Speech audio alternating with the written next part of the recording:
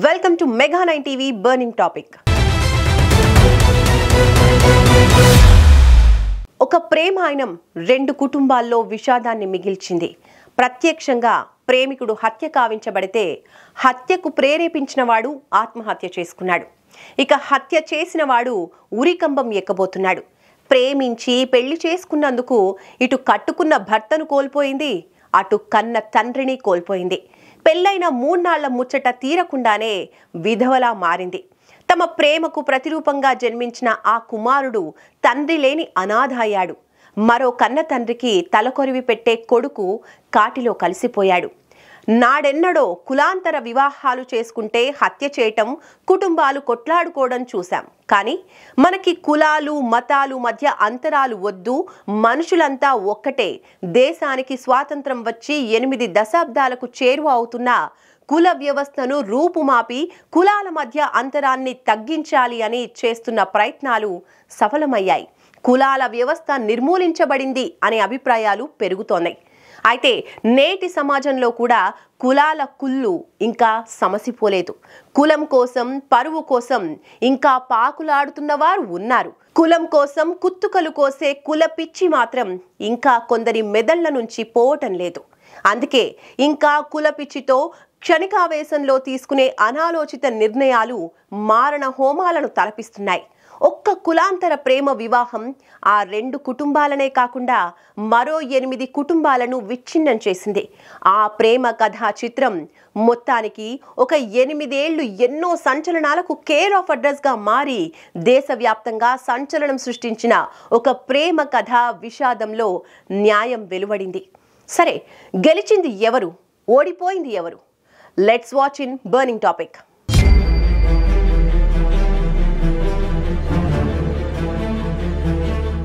దేశవ్యాప్తంగా సంచలనం సృష్టించిన కులాంతర పరువు హత్య 2018 సెప్టెంబర్ 14న తెలంగాణ రాష్ట్రంలోని నల్గొండ జిల్లా మిర్యాలగూడ పట్టణంలో జరిగింది. ప్రణయ్ అనే యువకుడు దారుణ హత్యకు గురయ్యాడు. ప్రణయ్, అమృత వర్షిని కులాంతర వివాహం చేసుకోవటం ఈ హత్యకు ప్రధాన కారణంగా తేలింది. అమృత తండ్రి మారుతిరావు ఈ హత్యకు పథకం పన్ని సుపారీ గ్యాంగ్తో ప్రణయ్ను హత్య చేయించాడు. ప్రణయ్, అమృత చిన్ననాటి స్నేహితులు. వారి స్నేహం ప్రేమగా మారటంతో 2018 జనవరిలో వివాహం చేసుకున్నారు. ప్రణయ్ షెడ్యూల్డ్ మాల కులానికి చెందినవాడు కావటం, అమృత వైశ్య సామాజిక వర్గానికి చెందింది కావటంతో పరువు హత్యకు దారితీసింది. అమృత తండ్రి మారుతిరావు కులాంతర వివాహాన్ని తీవ్రంగా వ్యతిరేకించాడు. గర్భవతి అయిన అమృతను ఆసుపత్రికి తీసుకువెళ్లి వస్తుండగా ప్రణయ్ని సుపారీ గ్యాంగ్ హత్య చేసింది. ఈ ఘటన సీసీటీవీ కెమెరాల్లో రికార్డ్ అయింది. పోలీసులు ఈ కేసును సవాల్గా తీసుకుని దర్యాప్తు చేశారు. పోలీసులు ఈ కేసులో 102 మంది సాక్షులను విచారించారు. మొత్తం 8 మంది నిందితులను అరెస్టు చేశారు.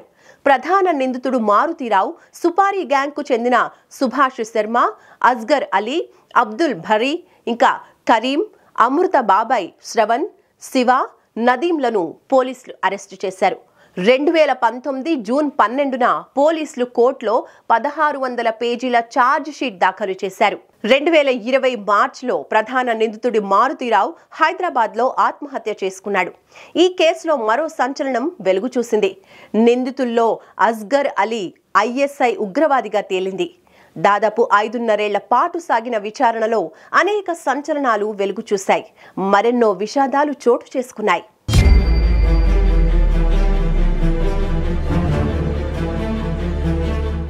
నల్గొండ 2వ సెషన్స్ స్పెషల్ కోర్టు తుది తీర్పు వెలువరించింది. A2గా ఉన్న సుభాష్ శర్మ ప్రణయ్ని హత్య చేసిన వ్యక్తికి ఉరిశిక్ష, మిగిలిన 6 నిందితులకు జీవిత ఖైదు విధించింది.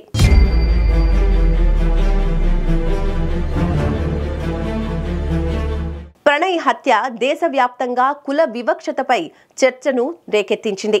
కులాంతర వివాహాలపై సమాజంలో ఉన్న అడ్డంకులను తొలగించడానికి ఈ కేసు ఒక ముఖ్యమైన చర్చకు దారితీసింది. అమృత తన భర్త ప్రణయ్ కుటుంబంతోనే జీవిస్తూ కుల వివక్షతకు వ్యతిరేకంగా పోరాడుతోంది. ఆమె భర్తను కోల్పోయిన ప్రణయ్ పేరు మీద ఒక స్వచ్ఛంద సంస్థను స్థాపించి కులాంతర వివాహాలను ప్రోత్సహిస్తోంది.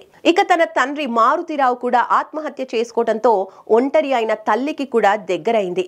ఆ క్రమంలో అమృత చిన్నతనంలోనే ఇటు భర్త హత్యకు గురవటం, అటు కన్నతండ్రి ఆత్మహత్యకు పాల్పడడం లాంటి పెద్ద పెద్ద విషాదాల్ని చూసిన ఆమె 2 కుటుంబాలను సమన్వయం చేస్తోంది. తల్లికి, అత్తమామలతో పాటు తన కొడుకుకి నాన్నలేని లోటు భర్తీ చేసే ప్రయత్నంలో ఉంటూనే న్యాయం కోసం పోరాడింది.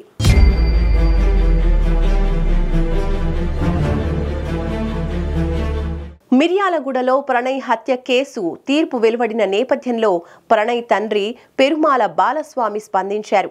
నల్లగొండలో ఈ రోజు ఇచ్చిన తీర్పు నేరస్తులకు కనువిప్పు కలగాలి అన్నారు.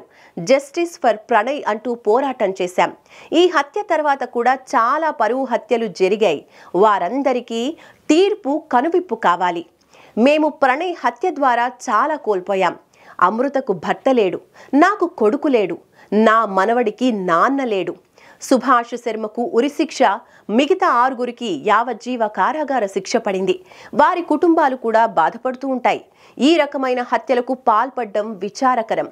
ఏదైనా సమస్య ఉంటే చర్చల ద్వారా పరిష్కరించుకోవాలి. ఈ తీర్పుతో ఇలా జరిగే హత్యలు ఆగిపోవాలి. మొదటి నుంచి కేసుకు పూర్తి స్థాయిలో సహకరించిన డీఎస్పీ శ్రీనివాస్ గారికి కృతజ్ఞతలు చెప్తున్నాం. 5.5 సంవత్సరాలు కోర్టు తీర్పుకై వేచి చూశాం.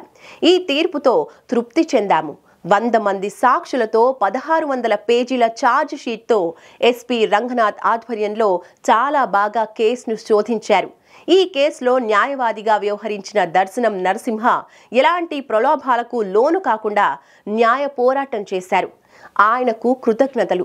ఈ తీర్పు మీకు సంతోషాన్ని ఇచ్చిందని చాలా మంది అడుగుతున్నారు. నాది సంతోషం కాదు, నా బాధను ఎవరు తీర్చలేరు. చంపుకోవటం కరెక్ట్ కాదు.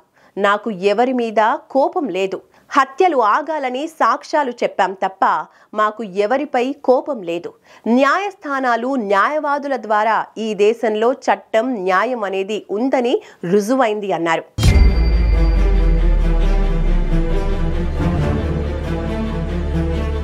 రెండు తెలుగు రాష్ట్రాల్లో సంచలనం సృష్టించిన మిర్యాలగూడ ప్రణయ్ హత్య కేసులో నల్గొండ జిల్లా అదనపు సెషన్స్ కోర్టు ఈ కేసులో సంచలన తీర్పును వెలువరించింది. నిందితుల్లో A1 మారుతీరావు 2020 మార్చిలో ఆత్మహత్యకు పాల్పడగా, గుజరాత్ మాజీ హోంమంత్రి హత్య కేసులో విచారణ ఖైదీగా A2గా సుభాష్ శర్మకు ఉరిశిక్షతో పాటు నిందితులందరికీ యావజ్జీవ కారాగార శిక్షలు విధించింది. IPC section 302, 120B, IPC 109, 1989 section IPC, Indian arm act 1959 ప్రకారం శిక్షలు ఖరారు చేశారు. అయితే నిందితులు తీర్పుపై హైకోర్టును ఆశ్రయించే వెసులుబాటు ఉంది.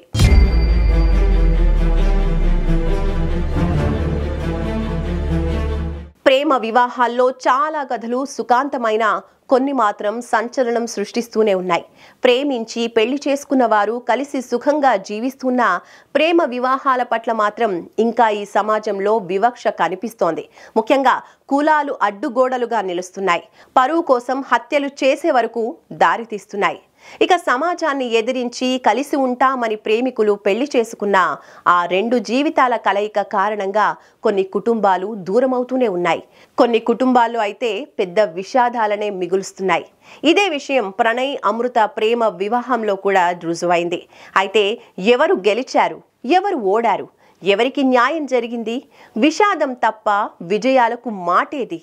అన్యాయమైపోయిన జీవితాలు తప్ప న్యాయం జరిగింది ఎవరికి? కోర్టుల్లో నిజం నిలబడుతుంది, న్యాయం గెలుస్తుంది. కోర్టు తీర్పులు నేరం చేసిన వారికి శిక్షలు వేస్తాయి.